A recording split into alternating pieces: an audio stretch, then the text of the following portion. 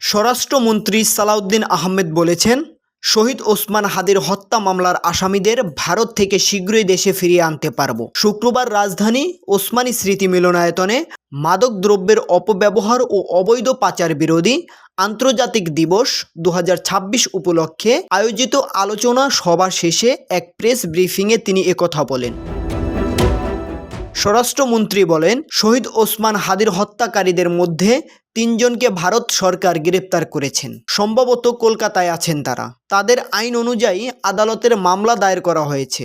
আমরা পররাষ্ট্র মন্ত্রণালয়ের মাধ্যমে এক্সট্রাডিশন চুক্তি অনুযায়ী মামলার প্রয়োজনীয় কাগজপত্র ওই সময়ই পাঠিয়ে দিয়েছি। তিনি বলেন, আমরা অপেক্ষা করছি, আশা করি তাদের ফেরত পাব। এছাড়া এই মামলার অসম্পূর্ণ তদন্ত সম্পূর্ণ করে চার্জশিট দাখিল করতে পারব।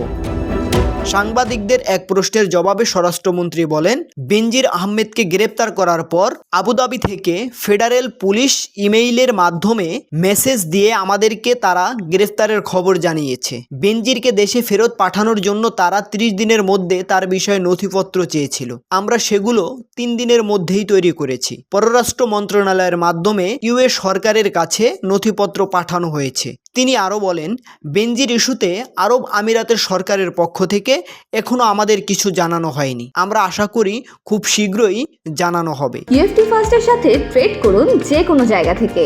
ক্যাম্পাসে ক্লাসের ফাঁকে, ঢাকার জ্যামে বসে কিংবা ঘরে বসে। ট্রেডিং এখন হাতের মুঠোয়। তাই ট্রেড করুন যখন খুশি, যেখানে খুশি।